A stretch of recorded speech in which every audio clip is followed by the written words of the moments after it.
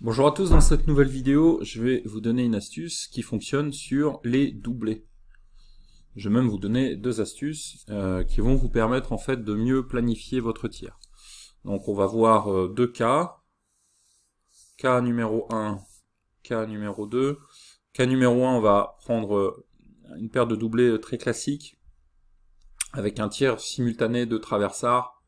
Donc vous allez en avoir un qui va être comme ça, et puis par exemple l'autre qui va être comme ceci.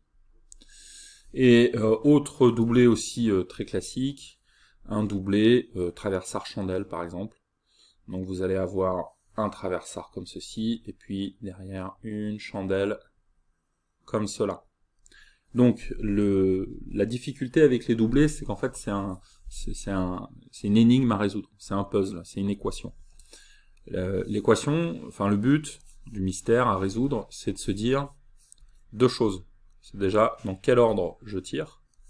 Est-ce que je tire, on va dire que ça c'est le plateau 1, le plateau 2, le plateau 1, le plateau 2. Donc est-ce que je tire d'abord le 1 puis le 2, ou l'inverse, est-ce que je tire le 2 puis le 1. Et puis ensuite c'est de se dire où, à quel endroit ça va être judicieux de les casser, le but étant de minimiser de minimiser les distances afin de retrouver le second plateau le plus facilement possible. Donc, déjà un conseil quand on tire un doublé. Quand on tire un doublé, le conseil numéro 1, c'est de considérer que c'est en fait deux plateaux simples. C'est-à-dire que on casse le plateau, le premier, on casse le premier plateau. Ensuite, on peut relever légèrement la tête de la crosse, chercher visuellement le second, donc faire une recherche visuelle du second plateau. Et une fois qu'on a bien vu le second plateau, on remet bien la tête sur la crosse. Remettre la tête sur la crosse et faire le swing. D'accord ? C'est vraiment pertinent entre les deux plateaux de relever légèrement la tête pour voir le second et de continuer son tir de cette manière. Il ne faut pas essayer de balayer l'espace en gigotant le fusil pour essayer de retrouver le second plateau. Non, il vaut mieux lever la tête, voir le second plateau, remettre la tête, aller chercher le second. Alors, ça c'est un conseil général sur les doublés. Maintenant, l'astuce que je voulais vous donner, c'est que commencez toujours par le plateau qui est le plus bas. Alors, c'est pas universel parce qu'il y a tellement de configurations de doublés il y aura peut-être des cas où c'est pas vrai, mais on va dire que dans l'immense majorité des cas, commencez toujours par celui qui est le plus bas. Si vous avez vos deux doublés ici, on est d'accord que... Et il y a deux raisons. La raison numéro 1, donc il faut commencer d'abord par celui-ci. Vous allez d'abord casser celui-là en 1 et celui-là en 2. Donc, quand vous allez avoir votre plateau qui est là, c'est beaucoup plus facile, une fois que vous aurez cassé celui-là, le deuxième il va être, je sais pas, quelque part par là peut-être. Et vous allez le casser quelque part par là. C'est beaucoup plus facile de relever son regard. Parce que vous avez les canons et vous avez le regard. Si vous cassez celui-là, ce que vous devez faire, c'est lever les yeux. Et donc, vous ne serez pas gêné par les canons. Alors que si vous faites l'inverse, si vous cassez celui-là en premier, et que ensuite vous devez baisser le regard par là, ben vous allez avoir pile poil les canons dans votre champ de vision. Surtout si vous êtes droitier. Donc, c'est pas une bonne option. C'est beaucoup plus facile de relever le regard pour avoir une vision plus rapide du plateau. Et de cette manière, vous n'aurez plus qu'à relever les canons. Ça sera plus simple. Donc ça, c'est la raison numéro 1 pour laquelle il faut commencer par le plateau qui est bas. La raison numéro 2, c'est qu'en fait, ça vous laisse plus de temps. Parce que si vous avez un premier plateau ici et un deuxième plateau qui est là, celui-là, il est bas, celui-là, il est un peu plus haut, bah effectivement, celui-là, il va retomber plus tard. Donc c'est plus logique de commencer par celui qui tombe plus tôt. Ça vous laisse plus de temps. C'est particulièrement vrai sur une chandelle, et c'est très logique. Si vous avez un doublé avec un traversard et puis derrière, vous avez une chandelle. On est bien d'accord que le plateau qui est le plus bas, c'est celui-là. Et il est clair qu'il vaut mieux commencer par celui-là.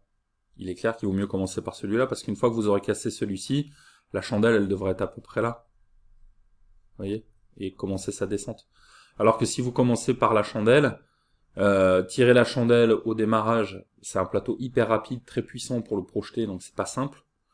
Tirer la chandelle en phase montante, c'est pas non plus simple. Le point le plus simple pour la chandelle, c'est juste avant le pic. C'est cette zone-là. Donc si vous attendez ici, il est clair que le premier plateau, enfin le traversard, il sera déjà loin. Donc là encore, on commence par le plus bas. Ok. Donc l'ordre, voilà, en général c'est le plus bas. Et maintenant, l'endroit où il faut casser, je vais vous donner une règle générale. Encore une fois, il y aura certainement des exceptions, mais c'est de le casser au pic ou un peu avant le pic. Voilà. Donc le plateau bas, c'est celui-là. Le pic, il est ici. Donc vous allez le casser dans cette zone-là.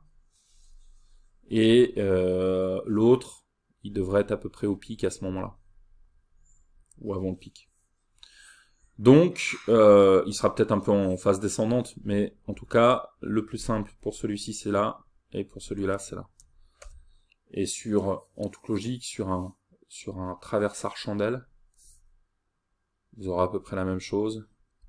Le pic, il est là, donc vous allez le casser environ ici. Et en toute logique, la chandelle, elle devrait être là. Alors après, ils peuvent s'arranger pour que la chandelle, elle soit déjà ici.